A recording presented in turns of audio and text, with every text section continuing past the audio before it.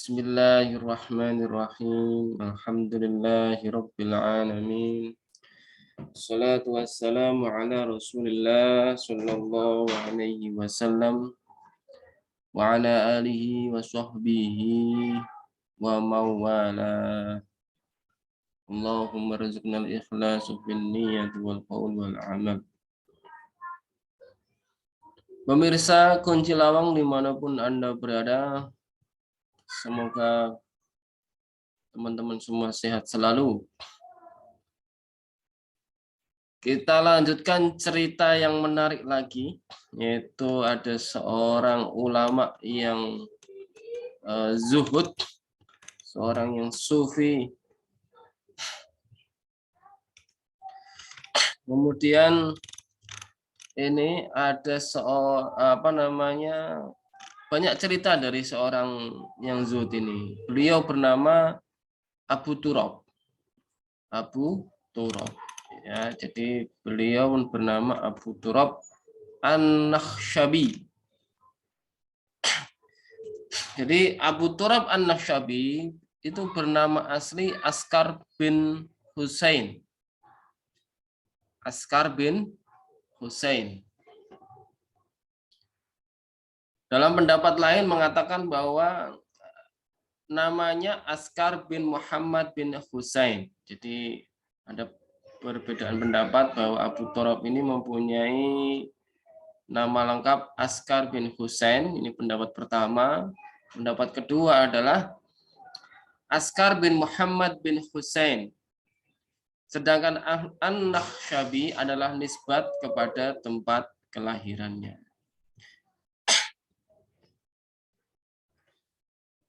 An-Nakhsyab suatu daerah di mana daerah itu di seberang sungai Jaihun. Nah, jadi beliau ini adalah seorang ulama sufi terkemuka dalam ilmu yang dengan sikap wara', zuhud, tawakal, keberanian, dermawan, dan lain sebagainya yang Masya Allah, solehnya Masya Allah. Di wilayah Khurasan.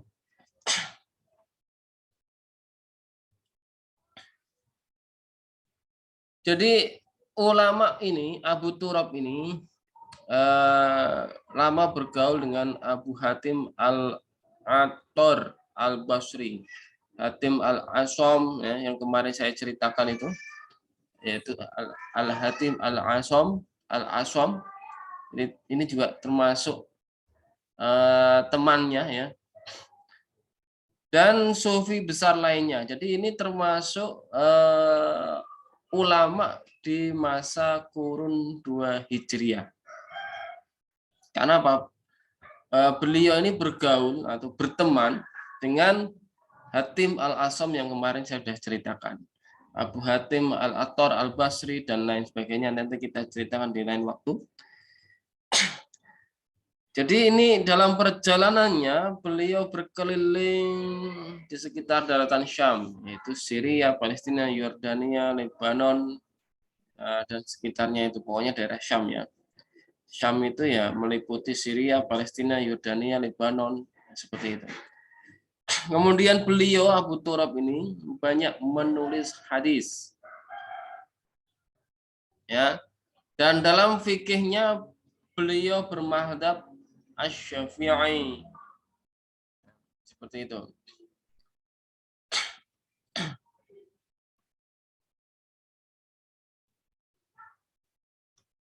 Jadi Abu Turab ini mengambil riwayat hadis diantaranya kepada Muhammad bin Abdullah bin Numair, Nu'aim bin Hamad, Ahmad bin Nasr An-Naisaburi, dan lainnya. Sementara yang mengambil hadis dari Abu Turab antara lain Ahmad bin Al-Jala, Abu Bakar bin Asim, Abdullah bin Ahmad bin Hambal, dan lainnya. Imam Tajuddin As-Subki dalam Tabaqat Asy-Syafi'iyah meriwayatkan dengan sanad yang bersambung hingga Abu Turab mengatakan bahwa Di antara karomah yang dikaruniakan Allah kepada Abu Turab adalah peristiwa yang diceritakan oleh Abu Ali Ar-Raudabari.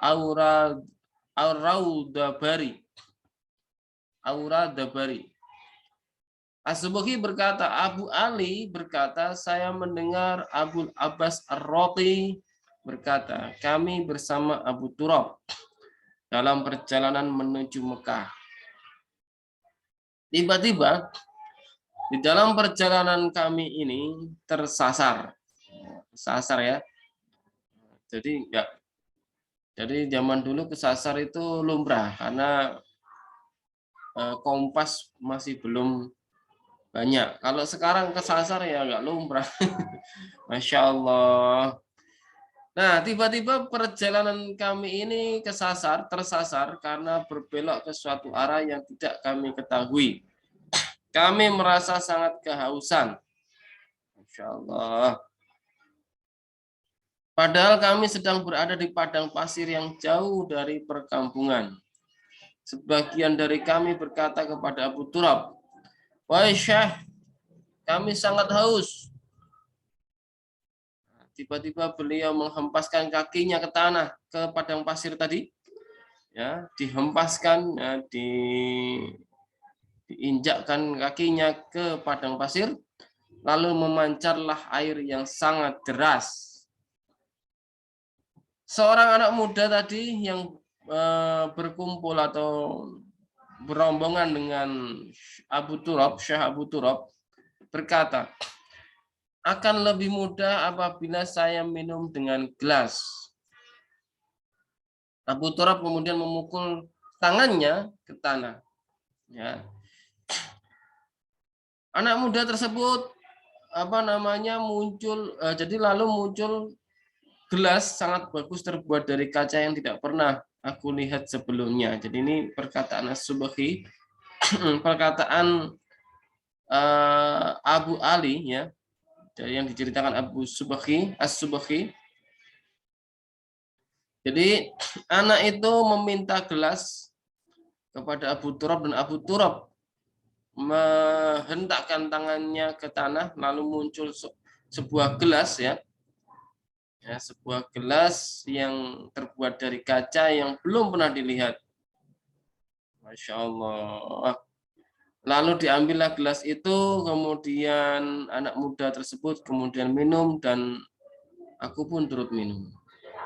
Hingga tiba di Mekah, gelas tersebut masih tetap bersama kami. Nah, ini cerita yang luar biasa ya. Kewaliannya Abu Turab. Masya Allah. Di antara sikap zuhud dan warok Abu Turab diriwayatkan dari Abu Ali Al-Husain bin Hayron Al-Faqih berkata bahwa suatu ketika Abu Turab lewat di hadapan seorang tukang cukur. Abu Turab berkata kepada tukang cukur ya, cukurlah rambut saya karena dengan ikhlas karena Allah Ta'ala. Maka tukang cukur tadi berkata, duduklah. Tiba-tiba di tengah mencukur rambut tadi, tukang cukur, tiba-tiba datang seorang penguasa di wilayah tersebut. Ia berkata kepada para bawahannya, bukankah orang yang dicukur itu Abu Turab? Mereka menjawab benar. Penguasa tersebut berkata, adakah beberapa dinar bersama kalian? Saya sedang tidak membawa uang. Nah, seseorang bawahannya tadi berkata, saya membawa tas berisi 1000 dinar. Penguasa tersebut berkata, nanti bila Abu Turab telah selesai dicukur, berikanlah tas ini kepadanya. Dan sampaikan permohonan maaf saya kepadanya, karena sekarang ini yang ada pada kami hanya uang sebesar itu. Ya.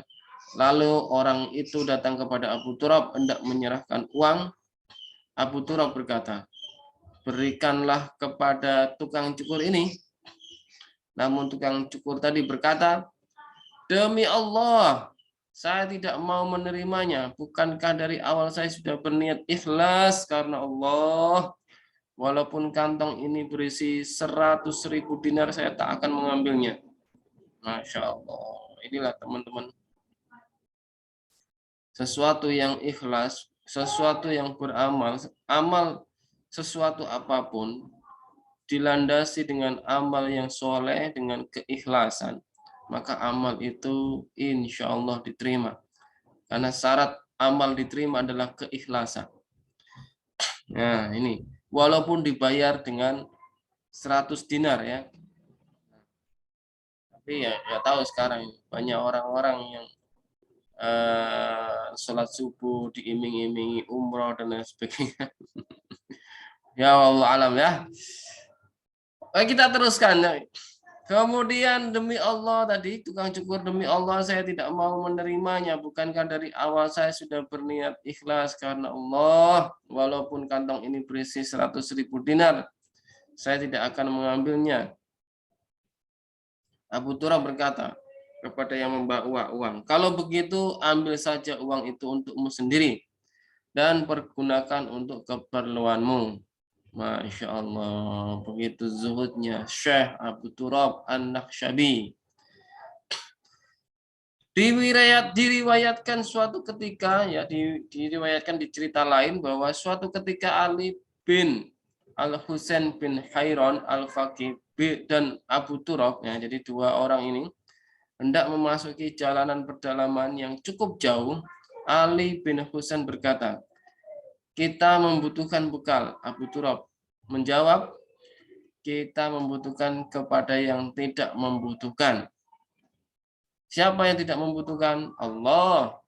Allah la yahtaju ila syai'. Allah tidak membutuhkan kepada sesuatu apapun. Tidak butuh sesuatu apapun. Karena Allah Al-Ghani, Allah tidak butuh sesuatu. Tidak butuh sesuatu karena Allah yang menciptakan. Ya. Jadi seperti itu. Nah, ini perkataan Abu Turab ini sangat sufi sekali ya. Kita membutuhkan kepada yang tidak membutuhkan. Masya Allah. yakni Allah. Kemudian di antara nasihat Abu Turab, yaitu beliau berkata seorang sufi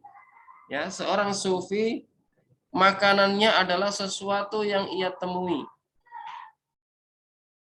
Seorang sufi makanannya adalah sesuatu yang ia temui. Pakaiannya hanya yang melekat di badannya, dan tempat tinggalnya di mana saja dari bumi ini ia beristirahat. Masya Allah, ini banyak makna sebenarnya ya. Tapi nanti sajalah kita kasih makna ya. Maknanya apa? Sesuatu yang ia temui, makanan yang sesuatu yang temui adalah makanan yang halal. Makanan yang harus halal. Maksudnya begitu. Pakaian yang melekat di badannya juga harus dari harta halal. Tempat tinggalnya di mana saja dari bumi ini ia beristirahatnya, karena ia harus ridho dengan apa yang diberikan oleh Allah, baik itu rumah yang jelek sekalipun. Abu Turab juga berkata, wahai sekalian manusia, kalian mencintai 3 perkara, padahal ketiganya bukan milik kalian. Masya Allah. Kalian mencintai jiwa kalian, padahal itu milik Allah. Ini yang pertama ya. Jadi 3 perkara ini, yang pertama adalah kalian mencintai jiwa kalian, sedangkan jiwa kalian ini milik Allah. Kalian mencintai ruh kalian, padahal itu juga milik Allah. Dan kalian mencintai harta, padahal harta tersebut akan diambil oleh para ahli waris kalian. Masya Allah. Ya. Seorang bapak punya anak. Ya, anaknya mungkin meminta warisan ya. Yaitu lumrahnya manusia begitu. Sementara itu kalian terus-menerus mencari 2 perkara yang tidak akan pernah kalian temukan, yaitu apa? Istirahat dan kesenangan. tidak akan kalian temukan istirahat dan kesenangan, karena keduanya hanya ada di surga. Jadi di dunia ini tidak ada namanya istirahat dan kesenangan, tidak ada. Hanya sementara, hanya sementara. Masya Allah. Jadi Abu Turab ini meninggal pada tahun 245 Hijriah. Di antara yang ikut memandikan dan menguburkannya adalah Imam Yahya bin Mu'az Ar-Razi rahimahullah radhiyallahu anhum. Demikian sepenggal cerita karomah dari Syekh Abu Turab An-Nakhsyabi, ya, di mana makanan orang sufi adalah sesuatu yang ia temui. Masya Allah. Ya, jadi begitu teman-teman. Demikian cerita singkat dari Syekh Abu Turab An-Nakhsyabi. Semoga nanti video berikutnya kita bacakan kisah-kisah ulama yang lain. Tentunya yaitu tentu Ahlus Sunnah wal Jamaah, Allah ada tanpa tempat, yang meyakini Allah ada tanpa tempat, ada tanpa arah. Ya. Allah ada sebelum semua makhluk diciptakan. Allah ada sebelum ada cahaya, Allah ada sebelum ada kegelapan. Ya.